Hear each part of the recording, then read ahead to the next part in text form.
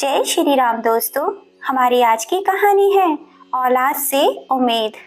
प्रिय दोस्तों, आखिर बूढ़े माँ बाप को अपने जीवन में औलाद से इन दो चीज़ों की उम्मीद कभी क्यों नहीं रखनी चाहिए। इससे बुढ़ापे में कभी दुखी नहीं रहोगे। दोस्तों, आखिर वह ऐसी कौन सी दो चीज़ें हैं जिनकी औलाद से माँ बाप को कभी कोई उम्मीद नहीं रखनी चाहिए। आखिर बुढ़ापे में औलाद अपने बूढ़े माँ बाप को धोखा क्यों दे जाती है। दोस्तों, कहानी में आगे बढ़ने से पहले मेरी भगवान भोलेनाथ से प्रार्थना है, हे भगवान भोलेनाथ, जो भी भक्त सावन के इस पावन पवित्र महीने में इस कहानी को पूरा देखेगा और कमेंट में ओम नमः शिवाय लिखेगा, उसके पूरे परिवार को सुख शांति और समृद्धि से भर देना।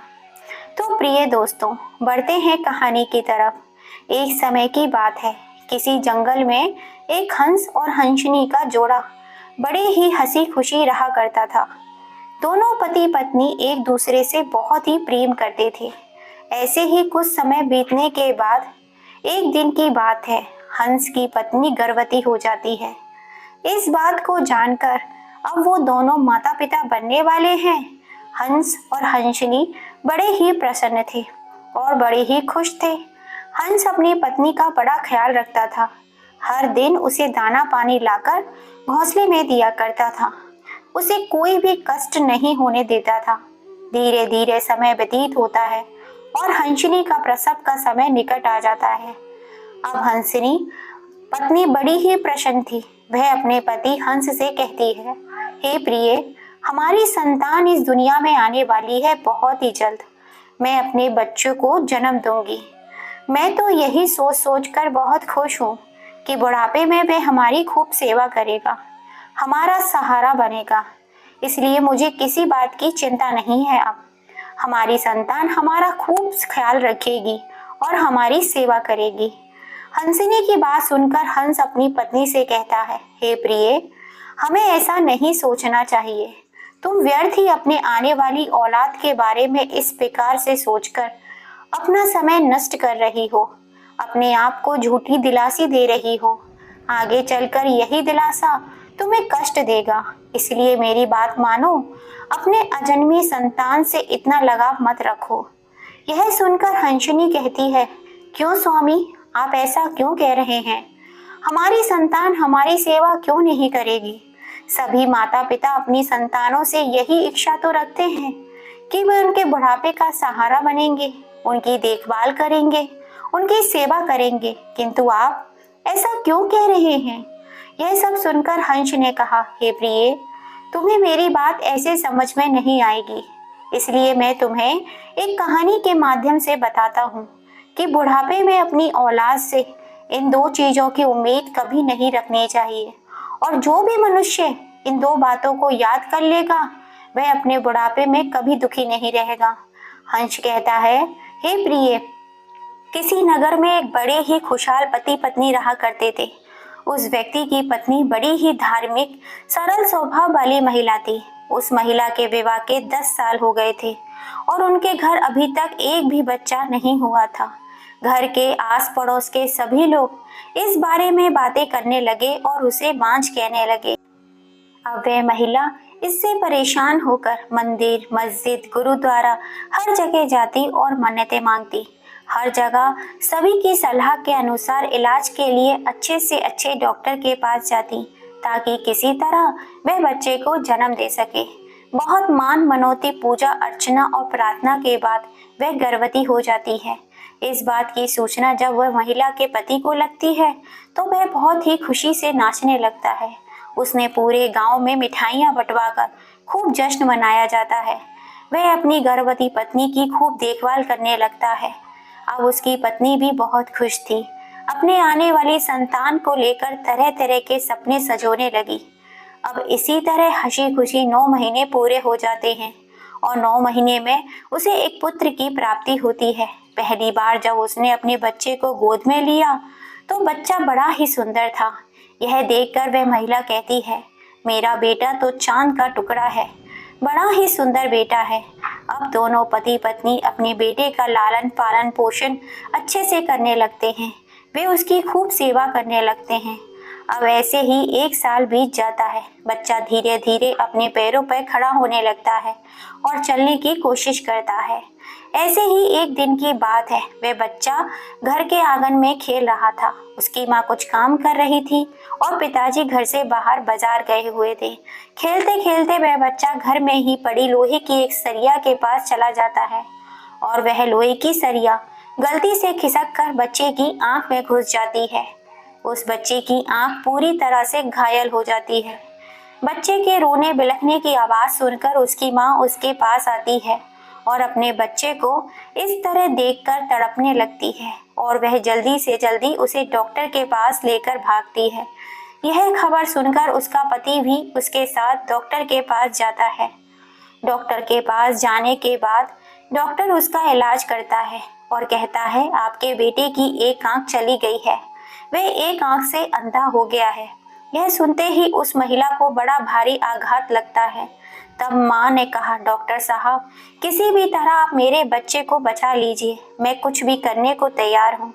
तो डॉक्टर ने कहा कि एक उपाय है, अगर आप अपनी एक आंख अपने बच्चे को दे दें तो आपका बच्चा ठीक हो सकता है। यह सुनकर बच्चे के पिता ने कहा, नहीं, एक आंख ही काफी है। तब उसकी माँ ने कहा, नहीं, मेरा बेटा इतना सुंदर चांद जैसा बेटा है, उसकी एक आंख चली गई तो मैं अपनी आंखें इसे दे दूंगी। मेरी आंखें चली गई तो कोई बात नहीं, पर मेरे बच्चे की आंखें नहीं जानी चाहिए। अपने पति की काफी समझाने के बाद भी वह नहीं मानती तो डॉक्टर ने कहा, ऐसा करिए कि आप दोनों में से कोई एक लोग भी उसे आंखें दे सकते हैं। तो उस बच्चे के पिता ने कहा, मैं अपनी आंखें अपने बच्चे को नहीं दे सकता, क्योंकि मुझे अपने परिवार का भरण पोषण करना है, उनकी देखभाल करनी है। मैं अपने घर में अकेला ही कमाने वाला हूँ, क्या खिलाऊंगा, कैसे इनकी परवरिश करूंगा। अब उस माँ के कहे अनुसार उसकी एक आंख निकालकर उसके बच्चे को लगा दी जाती है। अब वह माँ एक आंख से अंधी हो गई थी, अब उसकी एक आंख ही बची थी। उसका बच्चा धीरे धीरे स्वस्थ हो गया। इस तरह अब कुछ दिन बीतते हैं कि दुखों का पहाड़ टूट पड़ता है। उस महिला का पति इस दुनिया को छोड़कर चला जाता है। किसी रोड दुर्घटना में उसकी मौत हो जाती है। अब वह महिला बिल्कुल अकेली हो जाती है, केवल उसका बच्चा, और वह अपने बच्चे के साथ किसी तरह अपना जीवन व्यतीत करने लगी। यह सब सुनकर हंसनी कहती है, हे पतिदेव, क्या ऐसी किस्मत होती है कि बेटी की आंखें चली गई और पति भी चला गया, अब वह अकेले ही अपने बच्चे की देखभाल करेगी। हंस कहता है, हाँ, अब वह अकेले ही अपने बच्चे की देखभाल करेगी। हंस कहता है, हाँ, अब वह अकेले ही अपने बच्चे की देखभाल करने लगी। उसके पति घर में एकमात्र कमाने वाले थे, जिसकी मृत्यु के बाद उसे दूसरों के घरों में जाकर बर्तन, झाड़ू, पोछा करना पड़ता। अब इसी तरह अपने बच्चे को देखते हुए वह संतोष करती। वह हर रोज मेहनत करती, मजदूरी करती और अपने बच्चे के लिए अच्छे से अच्छे कपड़े और खिलौने लाती। जब वह बच्चा धीरे धीरे बड़ा होने लगता है, स्कूल जाने के लायक हो जाता है, वह 4 साल का हो गया, तो उस महिला ने बड़ी मेहनत करके काफी सारे पैसे जोड़ लिए थे और उसका दाखिला एक इंग्लिश मीडियम स्कूल में करवाने के लिए जाती है। वहां जाने के बाद स्कूल के प्रिंसिपल ने उस बच्चे का दाखिला करने से मना कर दिया और कहा कि यहाँ पर सिर्फ अमीरों के बच्चे ही पढ़ते हैं, तुम जैसे गरीबों के बच्चे यहाँ नहीं पढ़ते। हमारा इतना सामर्थ्य नहीं है कि तुम इसकी फीस के पैसे भर सको, यह तुम्हारी क्षमता के बाहर है। तुम अपने बच्चे को इतने बड़े स्कूल में, इतने महंगे स्कूल में नहीं पढ़ा सकती हो।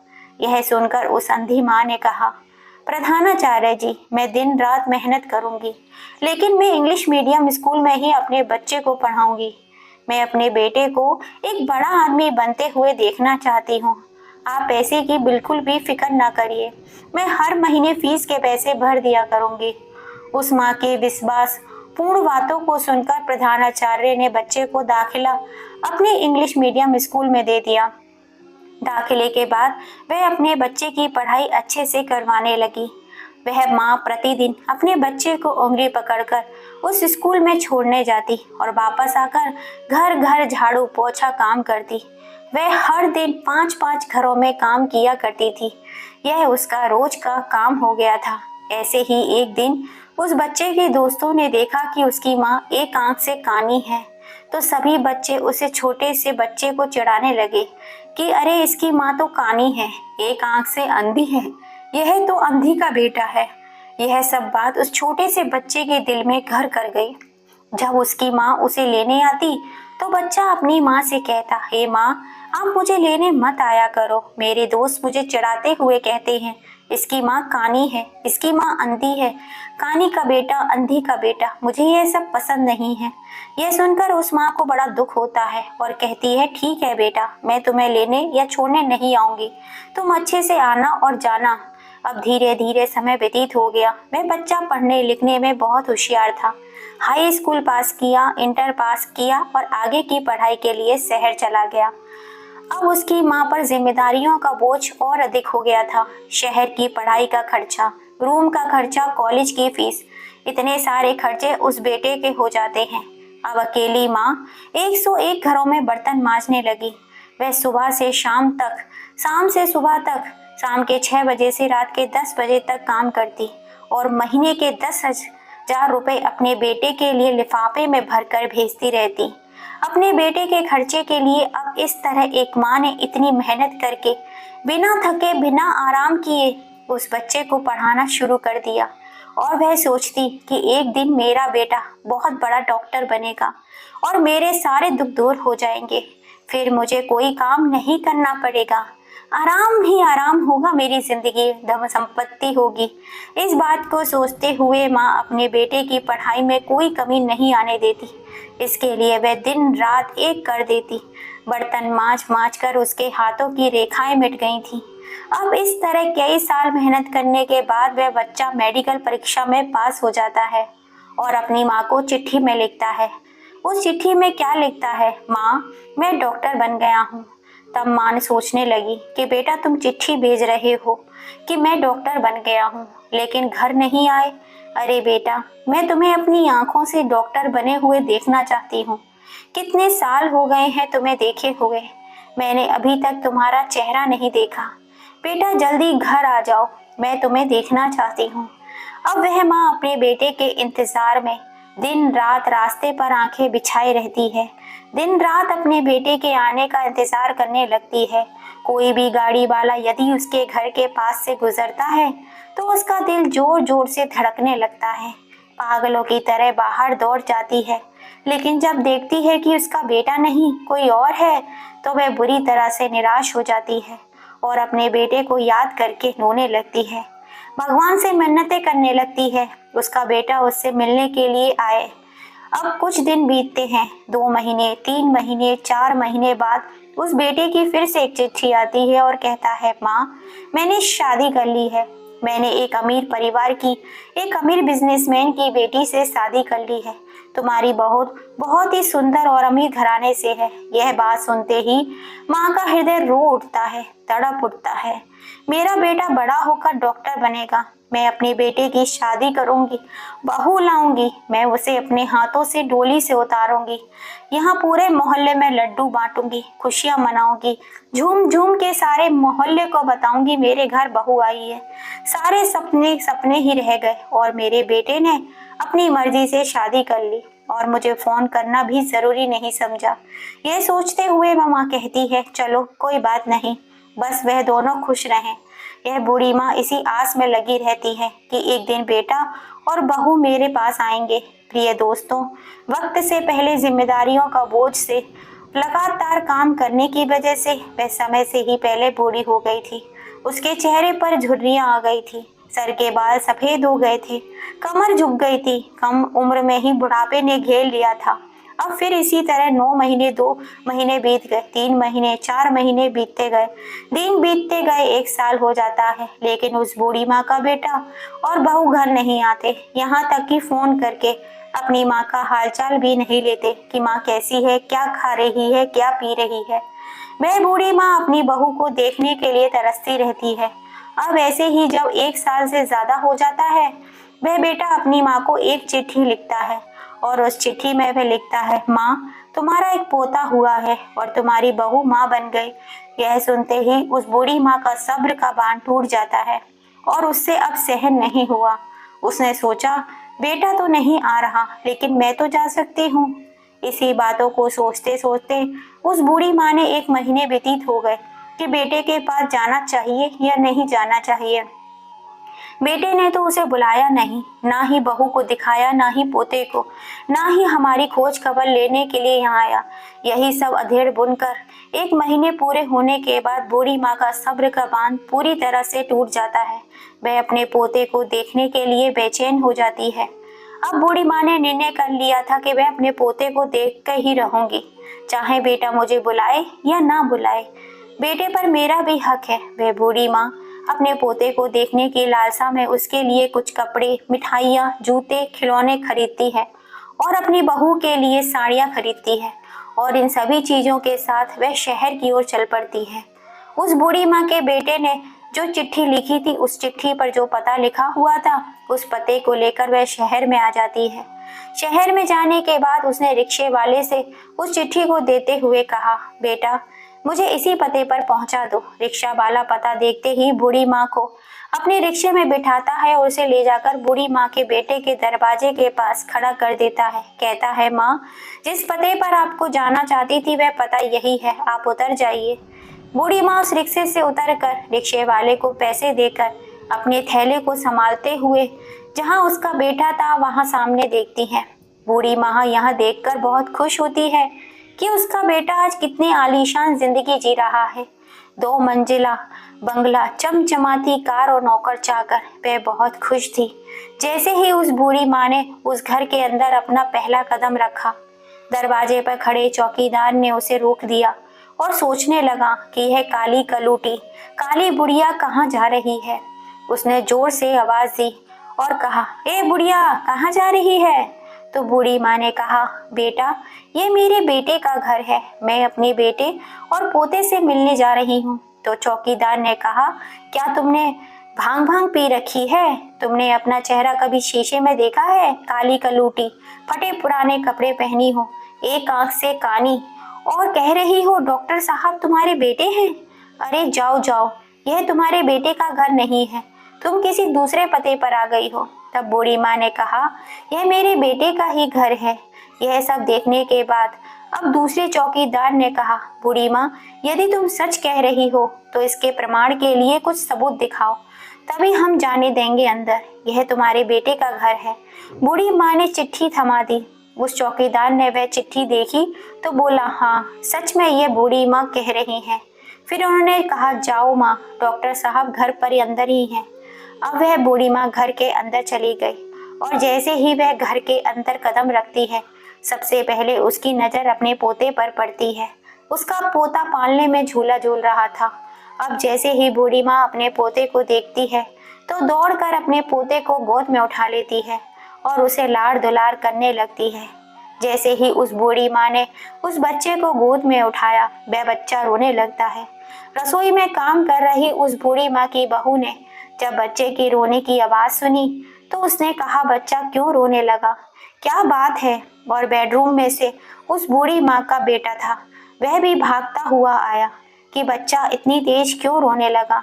जब उसकी बहू ने देखा कि पुराने कपड़े पहने हुए काली कलूटी कानी बुढ़िया उसके बच्चे को ली हुई है तो वह डर जाती है और सोचती है यह बच्चा चुराने वाली है, और वह तुरंत कहती है, तुम्हें किसी ने रोका नहीं? तुम यहाँ कैसे आ गई? तुम कौन हो? तब तक उस बूढ़ी माँ का बेटा भी आ जाता है। तभी उस बूढ़ी माँ ने अपने बेटे को देखा और कहा, बेटा तुम मुझसे मिलने नहीं आए, अपनी बहू को नहीं लाए, मैं अपने पोते को देखना चाहती हूँ। मुझे सबकी याद आ रही थी इसलिए मैं ही आ गई। और हाँ बहू, मैं कोई और नहीं तुम्हारी सास हूँ। देखो तुमसे मिलने के लिए आई हूँ, और जो यह सामने खड़ा है यह मेरा बेटा है, तुम मेरी बहू और ये मेरा पोता है। यह सुनकर बहू ने अपने पति से पूछा, क्यों जी, तुमने कभी बताया नहीं कि तुम्हारी माँ भी है? क्या यह तुम्हारी माँ है? क्या तुम्हारी माँ इतनी दरिद्र और गरीब है? क्या तुम इतने दरिद्र परिवार से हो? अब अपने पत्नी की यह बातें सुनकर उस बेटे को बहुत शर्म आई और उसने झट से कहा, नहीं नहीं, यह मेरी माँ नहीं है, मैं इन्हें जानता ही नहीं। ऐसे कैसे अंदर चली आई? बूढ़ी माँ यह सुनते ही सक पका गई और बोली, बेटा तुम कैसी बातें कर रहे हो? मैं तुम्हारी माँ हूँ, तुमसे मिलने आई हूँ। अब फिर बेटा तुरंत कहता है कि नहीं, यह मेरी माँ नहीं है, मैं इन्हें नहीं जानता। वे बेटा अपनी माँ को पहचानने से साफ इनकार कर देता है। यह सब सुनकर उस बूढ़ी माँ का दिल टूट जाता है। उसे बड़ा झटका सा लगता है, उसे बहुत दुख होता है। प्रिय दोस्तों, पूरे जीवन जिस बेटे के लिए वे मर मिटी थी, वही बेटा बड़ा होकर जब विवाह उसका हो जाता है तो अपनी पत्नी की सुंदरता में खोकर अपनी माँ को भूल जाता है। तब उस माँ ने रोते हुए दिल से कहा, बेटा शायद मैं गलत पते पर आ गई हूँ। मेरा बेटा भी एक डॉक्टर है जो तुम्हारी तरह ही है। मैंने सोचा कि तुम ही मेरे बेटे हो। मैं भ्रम में आ गई, इसलिए मैं यहाँ आ गई। मुझे लगा कि तुम मेरे बेटे हो। शायद मुझे गलतफहमी हुई है। ठीक है, मैं जा रही हूँ। यह कहकर वह माँ घर के बाहर कदम रखती है और फूट फूट कर रोने लगती है। सोचती है कि जब मेरे बेटे ने मुझे पहचानने से इनकार कर दिया तो मेरे जीने का कोई मतलब नहीं है। मैं अब जीकर क्या करूँगी? अब जीने की मेरी कोई इच्छा नहीं रही। हे भगवान, मैंने अपना कर्तव्य पूरा किया और तुम मुझे स्वीकार करो। मैं तुम्हारे पास आना चाहती हूँ। इस तरह दुखी मन से वह माँ गेट के बाहर आकर चौकीदार से कहती है, बेटा मुझे इस डॉक्टर साहब को एक पत्र लिखना है, क्या तुम लिख सकते हो? तो चौकीदार ने सोचा, चलो बूढ़ी माँ है, डॉक्टर साहब को पत्र लिखना चाहती है, मैं लिख देता हूँ। जैसे जैसे बूढ़ी माँ ने कहा वैसे वैसे उस चौकीदार ने सब कुछ लिख दिया। पत्र लिखने के बाद उस चौकीदार ने उस पत्र को बूढ़ी माँ को दे दिया। बूढ़ी माँ ने कहा, बेटा मुझे बड़ी जोर से प्यास लगी है, मुझे पानी पीने के लिए ला दो।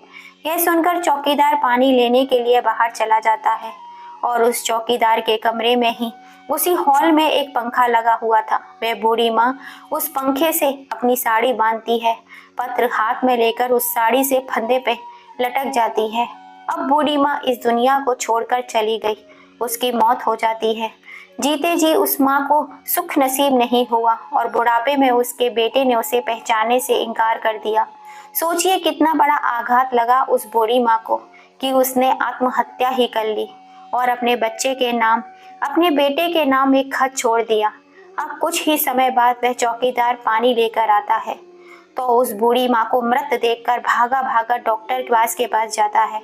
उस डॉक्टर को सारी बातें बताता है। डॉक्टर अपनी पत्नी के साथ दौड़ता हुआ चौकीदार के घर में आता है।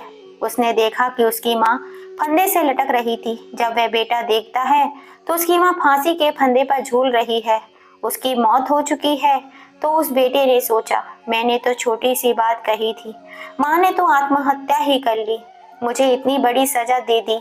तब उस बहू ने कहा, क्यों जी, यह आपकी माँ थी? आपने झूठ क्यों बोला कि यह आपकी माँ नहीं है? अब इससे पहले कि बेटा कुछ और जवाब देता, वह तुरंत उस माँ के हाथ से चिट्ठी लेकर निकाल कर पढ़ने लगता है।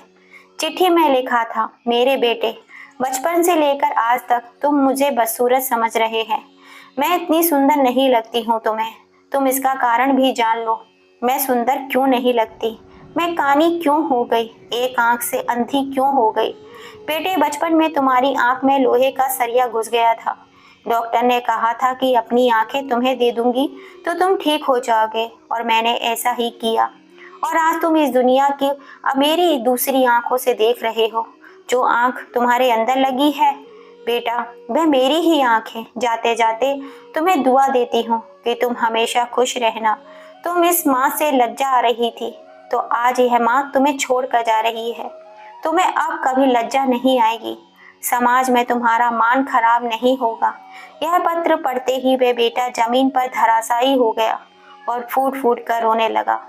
तो ऐसी थी एक बूढ़ी माँ की दुख भरी कहानी, जिस माँ ने अपने बच्चे के लिए अपना सर्वत्र न्यौछावर कर दिया। आज उसी माँ को वह सजा मिली, उसे यह दिन देखना पड़ा। भगवान करे ऐसा किसी के साथ ना हो। हर कोई अपने माँ बाप से प्रेम करे, उसका सम्मान करे और माँ बाप अपने बच्चों के साथ रहें। इतना कहने के बाद हंस ने कहा, हे हंसनी, क्या अब पर भी तुम अपने बेटे से इतना ही मोह लगा कर रखोगी? हंसनी ने कहा, हे पतिदेव, हे प्रिय, मुझे अब समझ में आ गया है कि हमें अपनी औलाद से दो चीजों की उम्मीद कभी नहीं रखनी चाहिए। वे हमारे बुढ़ापे का सहारा बनेंगे कि बच्चों के आने के बाद उनका जीवन खुशियों से भर जाएगा। इस कलयुग में पता नहीं कब क्या हो जाए, इसलिए हमें अपने कर्तव्य का निर्भय करना होगा और स्वयं पर विश्वास रखकर आगे बढ़ना होगा।